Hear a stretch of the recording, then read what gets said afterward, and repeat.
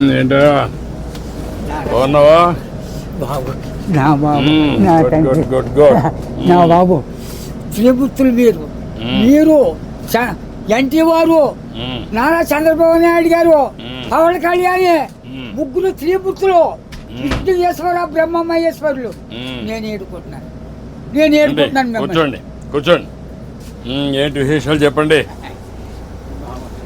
బాబు ఎన్నాళ్ళకే కాపాడ్డారు నా కొడుకి ఎన్నాళ్ళ మట్టు ఆశపడుతున్నారా మన ఈ బాబుని అట్టిని ఈడేంటి ఈడే తీసి 2 కోట్ల మన పాకడికి వచ్చేస్తాడు సరే పాకేసుకున్నానండి రాన్పల్లెకి మనకనే మహిళ ఉంటుందండి వచ్చి పొద్దున్నే సందాలు వచ్చేస్తాడండి నేను ఆయనతో ఏదో ఉంటానండి కబుర్లు చెప్తా ఉంటాడా చెప్తాడండి చెప్తాండి ఈడే తీస్తాడండి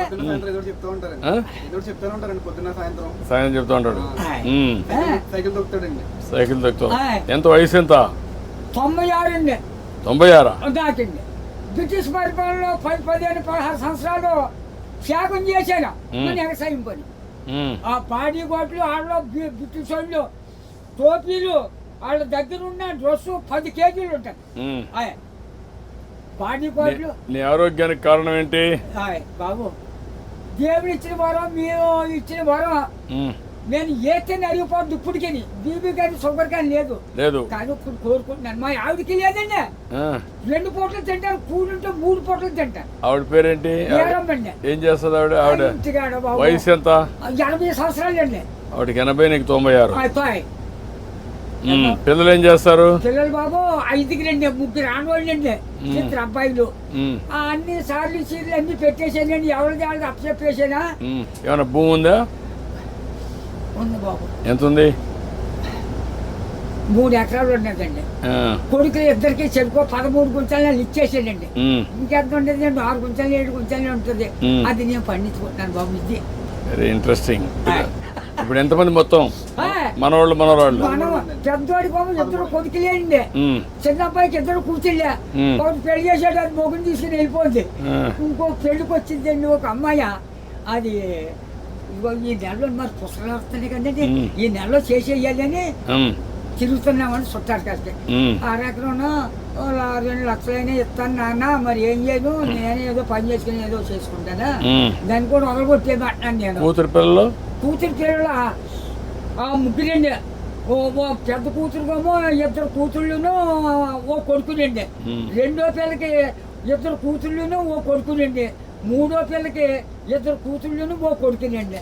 వస్తారండి దగ్గరికి బాబు బంగారం పట్టుకొస్తున్నారు పళ్ళు ఫలాలు నాకు పట్టుకొస్తున్నారు అందరూ చూస్తా ఉంటారు అందరూ చూస్తారు బాబు ఆఖరికి కొడుకు బ్రష్ కూడా పట్టుకొచ్చారు పెద్ద కూతుళ్ళు బాగానే చూసుకుంటారు చాలా బాగా చూస్తున్నారు మనవాళ్ళు మనవరాళ్ళు అందరూ బాగున్నారు అందరికంటే నువ్వు సంపన్నవంతుడివి ఎందుకంటే ఎంతమంది మొత్తం కలిసి 10 మంది 12 మంది మనవాళ్ళు మనవరాళ్ళు ఎంతమంది మనవరాళ్ళు 3 ఏళ్ళు 6 ఆడోళ్ళు 4 మగోళ్ళు అండి 4 మీరు లెక్కండి ఆడోళ్ళు లెక్కండి బాబు నువ్వు చూసావు కదా చాలా సమస్యలు చూసావు కదా చాలా పరిపాలన చూసావు కదా బ్రిటిష్ వాళ్ళ దగ్గర చూసావు కదా ఒకప్పుడు కరెంట్ లేని పరిస్థితి కూడా చూసావు కదా ఇప్పుడు ఇంటి మీదనే కరెంట్ తయారు చేస్తున్నారు కదా చేస్తున్నారు మీ ఊర్లో ఇంటి మీద మీరు ఎంతమంది అన్నదమ్ముళ్ళు 7 అన్నదమ్ములు మేము 11 మంది మీరు మా బుల్బాబు మా బాబును చెరుకు ఎకరం పంచుకున్నారండి పంచుకుంటే ఏరిట్టేశారు ఏరిట్టేస్తే మా 5 పిల్లలండి అప్పుడు బాబు మీ చేనంతా నదే పంటున్నాం మందు మాకు ఏమీ లేదు అసలే ఏమీ లేదు 5-6 పండిద్దండి ఎకరం అందులోకి బ్రిటిష్ వాళ్ళు పెట్టిన చోర మనం నీరెట్టాలి గండెట్టే బొండలతో సిద్ధాంతం బస్ స్టాండ్ కట్టారు అక్కడ 100 రూపాయలు గండి ఎట్టారు ఆ రోజుల్లో దోళ్ళ దిగితే 10 రూపాయలు జుర్మానా కాళ్ళు దోళ్ళకి కడిగితాం కదా ఆ కడిగినందుకు కూడా 100 రూపాయలు దోడకి పరిపాలన. అప్పుడు నీళ్లు ఉన్నాయా నీళ్ళు బాబు బొంతు కొట్టండి అప్పుడు దాడవలేదు ఏమీ లేదు ఇప్పుడు కాలం వచ్చింది అనుకోండి 7 సార్లు చేసేవాళ్ళు అండి రాత్రి 10ంటికి వెళ్ళి సన్నంగానే అది ఎలాగా మన ఇచ్చిన బట్ట ఎలా పెట్టుకుంటాం పెట్టాను, అలాగే ముఖం మీద పొడిచి ఇలాగా ఆ ఇప్పుడుగా దాసి ఎడబెట్టని అప్పుడు గండి ఎట్టేసి ఇంత గడ్డి అప్పుడు తోడు కూర్చుందంటే మరి చేతి పొడపోనే. ఒక మాటలో చెప్పు, అప్పటికి ఇప్పుడు తేడా ఏంటి?